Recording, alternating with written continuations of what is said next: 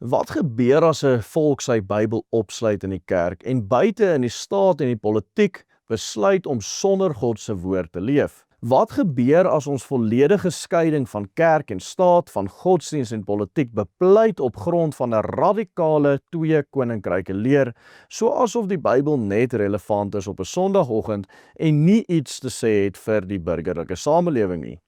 Die resultaat, soos die geskiedenis van ons volk en die geskiedenis van die wêreld bewys, is chaos, korrupsie en tirannie. Wanneer God se wet geminag word, kry jy tirannie.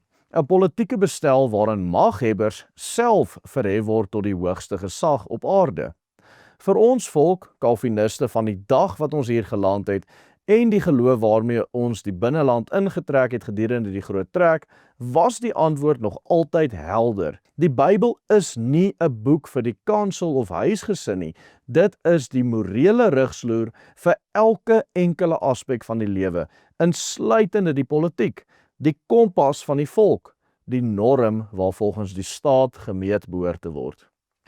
Toe ons voorouers uit die Kaap getrek het, toe hulle republieke gestig het, en toe hulle met bloed en trane eie skole, universiteite en maatskappye opgebou het, na die vernietigende effek wat die Anglo-Boereoorlog op ons gehad het, het hulle dit nooit sonder die Bybel as hulle riglyn gedoen nie. Hulle het nie geglo dat menslike idees, liberale filosofie of internasionale slagspreuke die laaste woord het nie.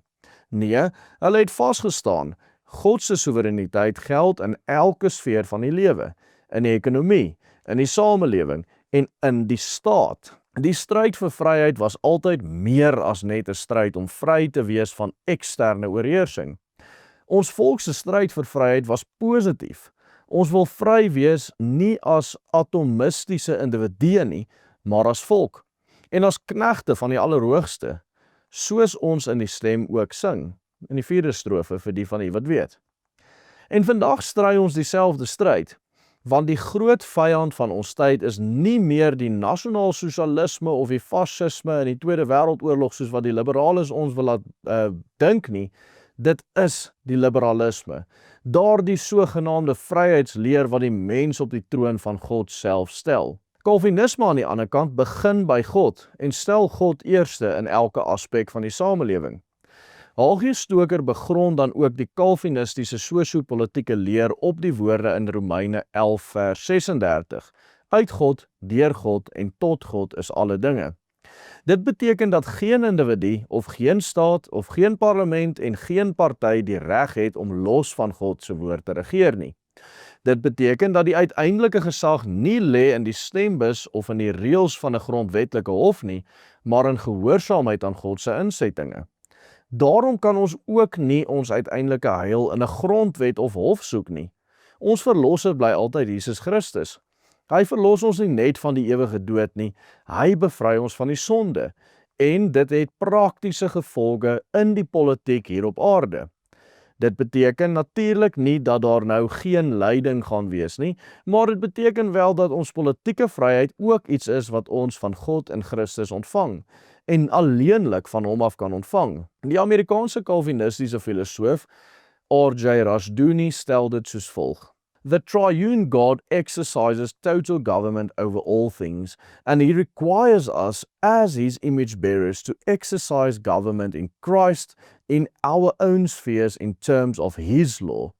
It is a dangerous and totally false idea that freedom means an escape from the law. Liberty goes hand in hand with responsibility. Liberalisme sê die teenoorgestelde. Dit maak die mens die middelpunt van die samelewing. Die individu word die hoogste norm. Die mens proklameer, ek is soewerein, ek is vry, ek bepaal my eie waarheid. En wat is die gevolg hiervan? Anargie, gebroke gesinne wêreldwyd, swak finansiële bestuur, 'n groeiende skuldlas, 'n samelewing sonder enige morele anker, 'n staat wat sy eie wette buig om mag te behou. Klink dit bekend? Hierdie is presies wat in Suid-Afrika gebeur. Maar dit is natuurlik ook die lot van alle westerse liberale demokrasieë wat hulle morele ankers verbeur het. Kommunisme en liberalisme het immers hierdie in gemeen.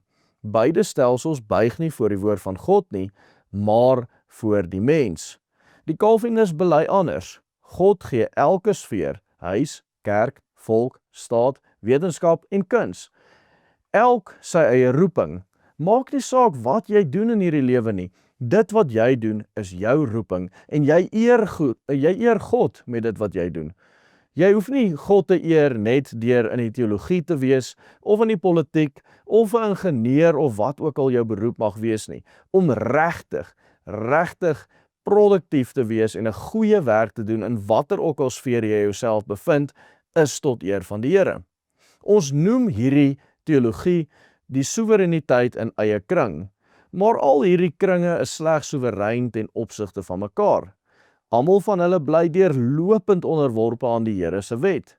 Daar is nie iets soos 'n neutrale staat wat sonder godsdiens of sekulêr regeer nie. Of die staat buig voor God, en of hy buig voor 'n diktator, en of hy buig voor die mens as 'n kollektief. En wanneer hy buig voor die mens as 'n kollektief, kom jy uiteindelik uit daar waar beide liberalisme en kommunisme opeindig, by magsig, korrupsie, ongebondenheid en chaos. Ons leef vandag in 'n land waar liberale politiek ons volk wil verteer. Die sogenaamde grondwetlike demokrasie word aangeprys as neutraal, maar kyk hoe werk dit uit vir ons. Dit gee elke individu 'n gelyke stem, selfs al staan daardie individu vyhandig teenoor God se wet en teenoor die volk wat hier wortel geslaan het. Dit verhef die abstrakte individu, die idee van die mens, tot God. En in die proses verpletter dit die mense wat werklik bestaan, die volk. Dit lei tot die vertrapping van eiendomsreg, van kulturele reg en van moedertaalonderwys, van 'n vrye markekonomie, waar liberalisme die individu verabsoluteer kommunisme die massas. In albei gevalle is God uitgeskuif. In albei gevalle word burgers se regte en vryhede uiteindelik verpletter in die naam van die algemene belang of die groter belang of selfs in die naam van demokrasie self. Maar Afrikaner Calvinisme het nog altyd 'n ander pad probeer kies. Ons het republieke gevestig wat in die grondwet God se gesag erken het. Ons het wette gemaak met die Bybel as die norm waarteen ons wette gemeet het. Ons het geweet dat buite God se wet ons noodwendig onder iemand anders se wet staan en dat daar daarom geen ware vryheid sonder die Bybel as die rigsnoer is nie. Op bladsy 193 van Stryd om die Ordes verwoord Stoker hierdie filosofie soos volg. Die Calvinisme sien die vryheid van die mens as individu en as menslike verband onderworpe aan die absolute vryheid wat vir God gegewe is en verwesenlikbaar deur gehoorsaamheid aan sy wil en aan sy ordonnansies. Calvinistiese vryheid vir en van die mens is God verankerd. Hierdie is nie oudmodies nie, dit is tydloos om so te glo. En die groot gevaar van ons tyd is dat die propaganda so oorweldigend is, dat selfs ons eie boere volksgenote begin glo het in die mite van liberalisme. Dat hulle begin glo het dat jy moenie kerk en politiek meng, of godsdiens en politiek meng, of geloof en politiek meng nie. Nee, jou geloof behoort alles te bepaal van jou lewe. En dit sluit jou politiek in, die party vir wie jy stem. Enige vorm van politieke betrokkenheid wat jy het, moet gegrond wees in die Bybel as jy jouself 'n Bybelgelowige Christen wil noem. Ons word vertel dat om vry te wees beteken dat niemand vir jou mag voorskryf nie, dat selfs God se gebooie maar 'n persoonlike opinie is. Hierdie leuen het die westerse beskawing verswelg en dit het oor die afgelope 3 of 4 dekades ook ons volk grootendeels verswelg. Maar kyk, hoe gaan dit nou in die Weste?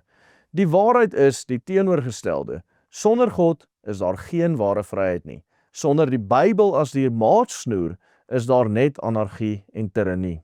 As ons die Bybel as grondslag vir die staat prysgee, wag daar net verder verval. Meer korrupsie en selfverryking in die regering. Nog meer verval van gesinne en van gemeenskappe, nog groter verdrukking van die volk. Maar as ons terugkeer na die Bybelse wortel van ons volksbestaan, van wat ons voorouers nog altyd geglo het, kan ons 'n nuwe rigting inslaan. 'n Koers wat ons kan lei na 'n ware vrye republiek, waar die Bybel die norm is vir reg en geregtigheid, nie 'n liberale grondwet nie. 'n samelewing waar elke sfeer sy eie plek en vryheid het om te floreer, maar almal buig onder God se soewereiniteit. Maar mense gelos word om te doen wat hulle moet doen. 'n Volk wat sy vryheid nie in liberalisme soek nie, maar in gehoorsaamheid aan Christus, die koning van die wêreld. As ons die Bybel as rigsnoer vir die politieke bestel aanvaar, dan beteken dit nie noodwendig dat ons die hele wet van Moses of die Pentateeg van die Ou Testament net so moet oorneem as ons wette nie. Ons is immers nie Israel nie, ons is boere. Ons is 'n volk met ons eie karakter en ons eie identiteit. Daarom sal ons grondwet ook uniek wees aan ons volk. Dit sal ons volksaard, ons unieke temperament, die grond waarin ons gebind het en ons unieke geskiedenis alles in ag moet neem. Ons politieke bestel sal uniek wees. Die monargie pas byvoorbeeld nie by ons volksaard soos by die Britse volksaard nie. Die idee van 'n keiser of kanselier met 'n sterk autokratiese regering wat so die land reguleer, pas nie by ons soos by die Duitsers nie. Ons volksaard is in wese republikeins en ons vryheidsstrewe is republikeins. En alhoewel dit nie deur die Bybel as regeringsvorm voorgeskryf word nie, het ons die vryheid om republikeins te wees. Wat ons wel moet doen, is om die ewige beginsels van die Bybel, die 10 gebooie en Christus se bergpredikasie as die morele kompas te erken waarop ons grondwet en ons politiek baseer. Die stryd teen liberalisme en die stryd vir ons volksvryheid is nie net 'n politieke stryd nie. Dit is ook 'n geestelike stryd. Ons Afrikaner kalvinistiese erfenis roep ons op om weer die Bybel as God se onfeilbare woord te erken as die norm van ons lewe en ook in die politiek, ook in die staat. Die vraag is eenvoudig, sal ons 'n volk wees wat buig voor die mens of 'n volk wees wat buig voor die Here? Hier by die Willem Petse groep is ons onomwonde daartoe verbind om die heerskappy van Christus op elke terrein van die samelewing te erken en te verkondig. Dit is hoekom ons hierdie reeks video's oor Hagier Stoker se stryd om die ordes gedoen het. Môre gaan ongelukkig ons laaste video in die reeks wees, maar as jy nog nie die res van die reeks gesien het nie, kyk gerus na ons vorige video's in hierdie reeks. Spesifiek hierdie video oor hoe die ware boere-ideologie die enigste manier is wat ons volk ooit sal saamslaan. En maak asseblief ons hande sterk deur 'n betalende lid van die Willem Petse groep te word. Volg nie die eenvoudige stappe op die banner onder aan die skerm. Ons het u hulp nodig om mense se harte te verander. Totsiens en God seën elkeen van u.